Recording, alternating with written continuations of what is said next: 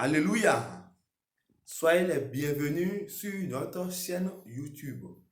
Cette vidéo, c'est la première vidéo officielle de notre chaîne. C'est une chaîne qui parle du Dieu de notre cœur, du Dieu au quotidien. Le vrai Dieu, mais dans notre quotidien. Pour cette première vidéo, nous allons parler de la Bible, mais sans prendre un verset spécifique dans la Bible. On va parler des 5 choses qui sont impossibles à Dieu.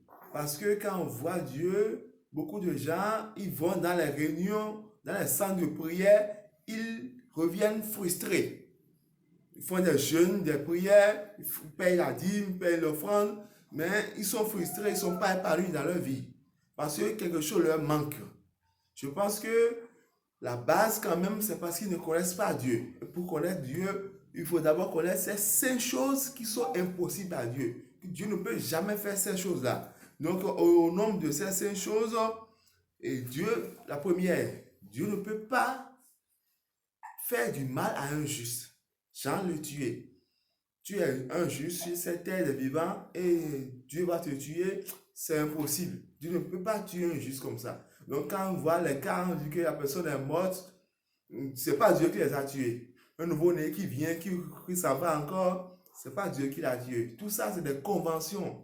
Soit que l'âme là avait conclu avant de venir, soit que sa famille dans laquelle il est venu a conclu avant sa naissance.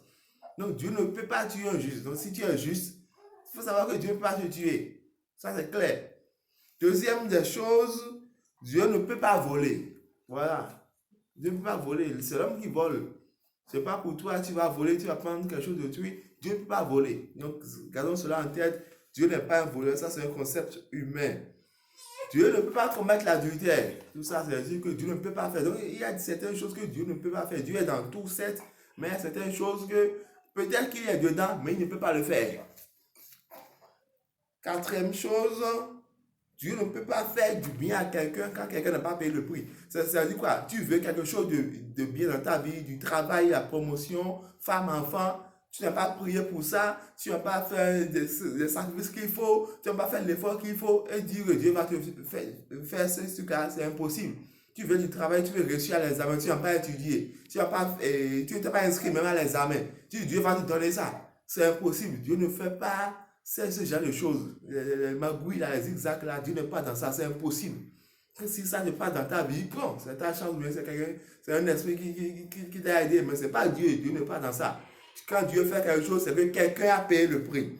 Et cinquième chose maintenant, Dieu va donner à quelqu'un un pouvoir au-delà de son supérieur direct. Souvent à l'église, le pasteur est là, mais toi dans la congrégation, tu dis que tu as plus d'onction que le pasteur. C'est impossible. Dieu n'est pas un Dieu des ordres. Ça, c'est du désordre.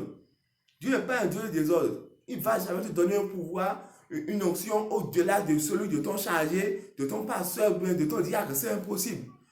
Ou bien c'est qu'il va te déplacer de là d'abord avant de te bénir. Mais tant que tu es là, c'est que tu vas être béni peut-être à la hauteur du pasteur, à la hauteur du leader qui est là, mais tu ne vas jamais le dépasser. Donc ça, c'est 5 choses que Dieu ne peut pas faire. Il en reste d'autres, donc je vous invite à nous énumérer ça. Si vous les trouvez, c'est bon, il faut nous aider à les avoir.